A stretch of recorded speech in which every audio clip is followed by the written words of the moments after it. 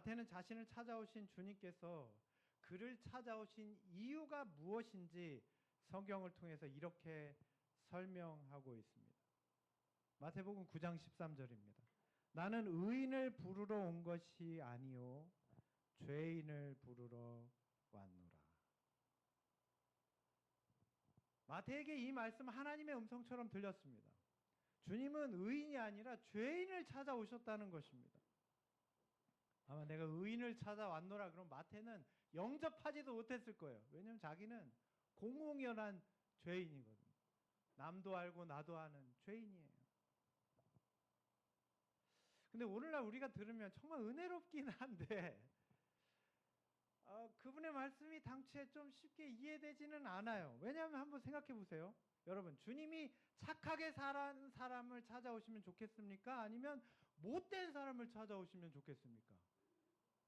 여러분 생각이 어떠세요? 주님이 못된 사람을 찾아오시면 좋겠어요? 아니면 착하게 사는 나를 찾아오시면 좋겠어요? 당연하죠. 착한 사람이죠. 안 그러면 뭐하러 예수를 믿어요? 억울하게. 그런데 이 말씀에는 예수님이 그렇지 않으신 것 같아요. 그런데 이 말씀에는요, 복음의 핵심이 들어가 있어요. 오늘 우리는 이걸 깨달아야 합니다. 여러분, 복음에는 양면적인 진실이 들어있어요. 똑같은 얘기인데 거기에는 이면이 있으면 이 뒷면, 이 양면적인 진실이 있어요. 다른 한 면은 우리가 다 알고 있는 내용입니다. 우리를 구원하시는 하나님의 놀라운 은혜예요. 하나님은 우리를 사랑하시고 우리를 그렇게 아끼실 뿐만 아니라 우리를 구원하신다는 거예요. 그렇다면 그 반면에 있는 진실은 뭘까요? 우리가 어떤 처지에 놓여 있는가를 알고 있어야 한다는 거예요. 이 복음이 보여주는 두 측면이에요. 생각해 보세요. 주님이 우리를 구원하신다는 것은 우리가 어떤 처지에 있다는 거예요? 뭐 아무 문제 없는데 뭐하러 구원을 해요? 우리가 능히 혼자 잘할 수 있는데 무슨 구원이 필요해요? 우리가 세상 사람들 알기에 다 좋은 사람인데 예수님이 왜 필요해요? 복음의 일면은 하나님의 놀라운 은혜가 확실하지만 반면에 뭐가 있어요? 우리가 어떤 처지에 있느냐, 그게 들어있다는 말이에요. 방금 주님께서는 우리에게 주님이 의인이 아니라 죄인을 찾아오셨다는 말씀을 하셨습니다. 좀 전에 우리는 그 말을 듣고 좀 억울했습니다. 나는 아닌데. 의인을 찾아오신 다음에 나를 찾으셔야 되는데. 좀 억울했어요. 자, 그렇다면 오늘 우리는 어떤 처지에 있을까요? 여러분 생각해 보셨습니까? 우리는 의인입니까? 아니면 죄인입니까? 주님께서는 이것을 알아듣기 쉽게 또 다른 비유로 이렇게 말씀하셨습니다. 건강한 자에게는 의사가 필요 없고 병든 자에게 필요하다. 지금 우리는 건강한 상태입니까? 아니면 병들어 있습니까? 마태는 이 말씀을 이렇게 이해했어요. 마태가 이해한 대로 우리가 이해하려면 마태가 인용한 성경을 보면 됩니다. 마태는 구약의 호세아서를 인용해서 세리였던 자신의 처지를 이렇게 표현합니다. 호세아 6장 6절입니다. 마태복음에도 그대로 인용됐습니다. 나는 인애를 원하고 제사를 원하지 아니하며 번제보다 하나님 아는 것을 원하노라. 하나님께서는요, 사람들이 하나님 알기를 원하세요. 그 말은 하나님 모르는 사람이 많다는 얘기인가요? 많다는 거예요. 하나님께서는 그들이 하나님 알기를 원하세요. 그리고 하나님을 모르는 그들에게 하나님의 인애, 그분의 큰 사랑을 베풀어 주고자 하십니다. 여러분, 이게 복음입니다. 그렇다면 지금 이 땅에 많은 사람들이 건강한 상태에 있는 것 같아요?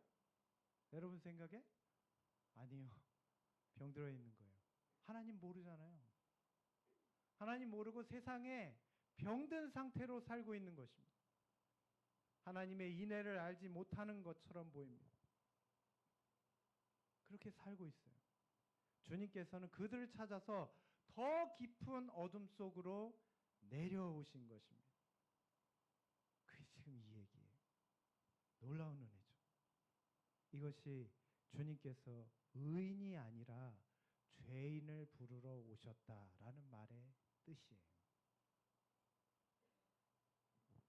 오늘 우리는 예수님께서 세리 마태를 제자로 택하심을 통해서 하나님의 은혜가 어느 처지에 있는 사람들에게 임하는지를 알게 됩니다.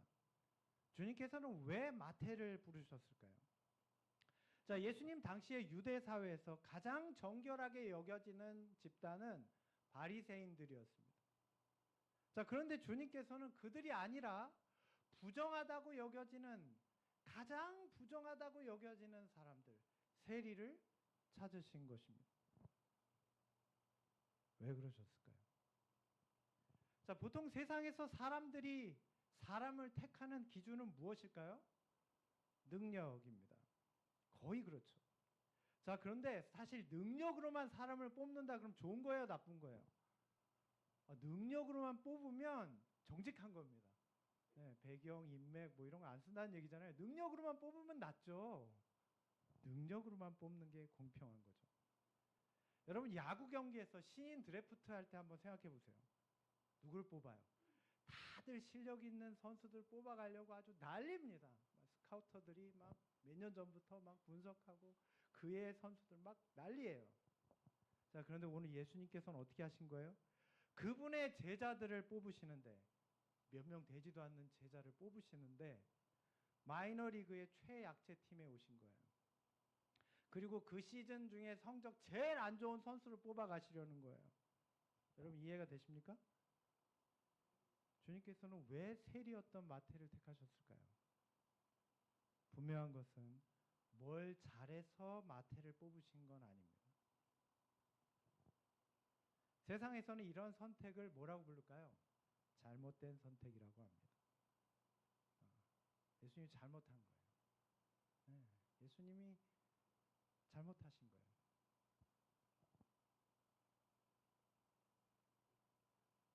그러나 주님께서 마태를 택하신 이유는 무엇일까요? 왜냐하면 복음은요, 낮은 곳으로 임합니다. 주님께서는 그걸 보여주고 계세요. 사랑하는 여러분, 복음은 낮은 곳으로 임합니다. 낮은 곳으로 임할 뿐 아니라 그거보다 더 낮은 곳이 있으면 복음은 거기로 흘러갑니다. 옛날엔 날 도와주셨는데 왜 지금은 저 사람 도와주시지? 그게 아니라 하나님의 복음은요, 언제나 가장 낮은 곳으로 흘러가요. 이게 하나님의 복음이 가진 특성입니다. 마치 다락론에 물을 댈 때, 잘 모르시죠? 네. 시골 가면 그런 게 있어요. 이렇게 층층이 된 논이 있습니다. 지금은 베트남 가야 보실 수 있는 데를, 한국에도 옛날엔 그랬어요. 옛날에 제가 있는 시골이 그랬어요. 그러면 논에 물이 어디부터 고여요? 네, 이상하게 맨 아래부터 고여요. 공평하게 가지 않고 맨 아래부터 물이 차는 것입니다. 복음은요, 우리의 행위나 성과에 따라서 우리를 구원하신다고 하지 않습니다. 복음은 하나님을 모르던 우리가 하나님 알기를 원하시고, 그런 우리에게 하나님의 더 큰 사랑을 베풀고자 하시는 하나님의 은혜가 복음이에요. 오늘 주님께서 그래서 마태를 택하셨어요. 오늘 주님께서 가장 낮은 곳에 있는 사람들을 찾아오신다는 것을 여러분 믿으시기를 바랍니다. 이게 복음입니다. 이게 기독교의 참 모습이에요. 우리의 행위나 성과로 우리를 구원하시지 않고 하나님의 은혜로 우리를 구원하십니다. 이것이 복음입니다. 여러분, 혹시 지금 삶의 낮은 곳, 깊은 어둠 가운데 있다고 생각되시는 분이 계십니까? 내 삶의 바닥이야, 그런 분이 계세요? 그러면 포기하지 마시고 지금 그런 우리를 찾아오시는 주님을 만나시길 바랍니다.